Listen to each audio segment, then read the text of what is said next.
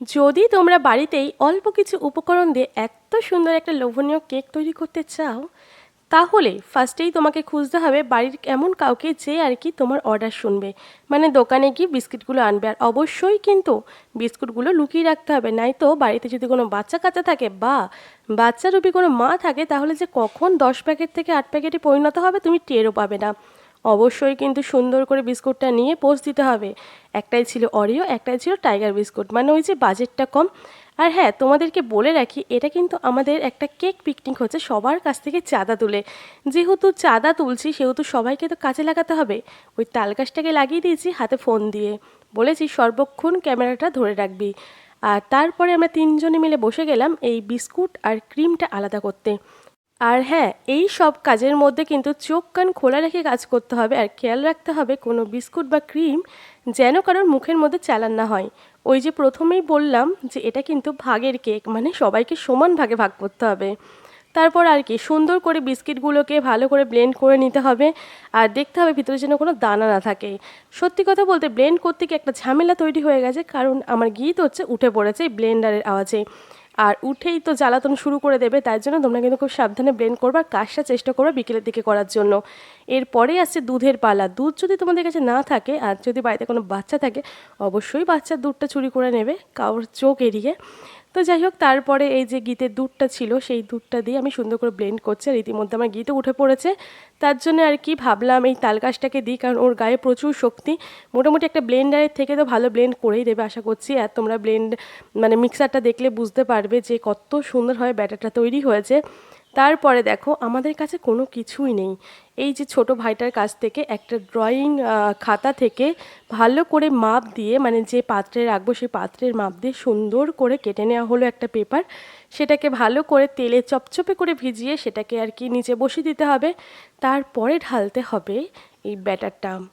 দেখো, তোমাদেরকে একদম নিট অ্যান্ড ক্লিনভাবে জিনিসগুলো দেখাচ্ছি, কিন্তু ক্যামেরার পিছনের ঘটনা তো তোমরা কিছুই দেখতে পাচ্ছ না। মানে আর কিছুই না, এই যে ব্যাটারটা তো সবগুলো ঢালা সম্ভব না, কিছু কিছু জিনিস লেগে থাকবে, এবং আমরা সবাই মিলে হামলে পড়েছিলাম সেই ব্যাটারটাকে টেস্ট করার জন্য। তারপরে সুন্দর করে কিছুটা জল দিলাম, কারণ আমার কাছে লবণও বেশ এক্সপেন্সিভ মনে হয়েছে, আর বালি তো পাবোই না, বেশ ফুটো টুটো সব বন্ধ করে। মানে আর কি এই যে পাত্রটা আছে ওই পাত্রটার মুখ বন্ধ করে সুন্দর করে ঢাকা দিয়ে রাখবো, আর খুলবো একদম 45 মিনিট পর। কিন্তু ওই যে আমার ধৈর্যের প্রচুর অভাব, আমি যে মাঝখানে কতবার খুলেছে, কতবার যে কাটি দিয়ে ফুটো করে করে দেখেছি কেক সিদ্ধ হচ্ছে কিনা তার কোনো ঠিক নেই। এইবার কেকটাকে ভালো করে ডেকোরেশন করতে হবে। আর ওই যে বললাম যে ক্রিমগুলো তুলে রেখেছিলাম, তার মধ্যে একটা 20 টাকা দামের ড্রাই মিল্ক দিয়ে এটাকে আর একটু দুধ দিয়ে ভালো করে একটা ব্যাটার তৈরি করে নিয়েছি। সেটা দিয়েই ডেকোরেশন করে ফ্রিজের মধ্যে জমতে দিয়েছে, আর তারপরেই হয়েছে এত সুন্দর একটা কেক।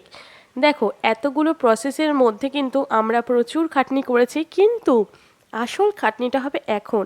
সেটা হচ্ছে কেকটা আমরা 4 জন মিলে টাকা দিয়ে বানিয়েছি, তাহলে এখন কেকটা কাটবে কে? আর যদিও বা কাটা হয়, সমান ভাগে ভাগ করবে কি করে? এটা একটা বিশাল বড় ব্যাপার, কারণ 1 গ্রামও কারোর পাতে বেশি দেওয়া যাবে না, কম দেওয়া যাবে না। দেখো, তার জন্য আমরা ইউজ করছি এত বড় একটা স্কেল আর একটা চোখের আন্দাজ। তারপরেও ওদেরকে বলেছি তোরা দেখ কোন কোন পিস নিবি, তারপরে লাস্টে আমি নেব। এইদিকে আমার গীতগো তো প্রচণ্ড খুশি, কখন মা ওকে কেক দেবে, কখন ও কেকটা কাটবে। দেখো, সুন্দর করে 4 ভাগে ভাগ করতে হবে, ওই জন্য আমি কনফিউশন। আমি আমার ভাইকে বলছি দেখ ভাই সমানভাবে পড়ছে নাকি। তো যাই হোক, তারপরে কেক টেক খাওয়া হলো, আর সত্যি কথা বলতে কেকটা জাস্ট ভাও ছিল। আমি এখন এডিট করছি অথচ আমার খুব খেতে ইচ্ছা করছে। আর হ্যাঁ, তোমাদেরকে একটু তুলে ধরলাম এই ক্যামেরার পিছনে একটা ঘটনা। আমরা সবাই মিলে এরকম চাটাচাটি করেছি। তারপরে আমার গীতবাবু হ্যাপি বার্থডে টু ইউ বলে কেক কাটা শুরু করে দিল। আর তারপরে কেকের ভিতরটা এত সুন্দর, তোমাদের খাওয়ার পরে মানে আমার খাওয়ার পরে মনে পড়ছে তোমার সাথে শেয়ার করা দরকার। দেখো, দেখে একদম এখনও আমার লোভ লাগছে। তো যাই হোক, তোমরাও বাড়িতে ট্রাই করতে পারো, বেশ অল্প খরচে সুন্দর একটা আইটেম তৈরি হয়ে যাবে। আর অবশ্যই কিন্তু এটা ট্রাই করা দরকার আছে, আমার বেশ ভালো লেগেছিলো। আর হ্যাঁ, কোনো কিন্তু চিনি আমি ইউজ করিনি এর ভিতরে। যা এদিকে কেকটা কিন্তু আমার গীতেরও বেশ পছন্দ হয়েছে।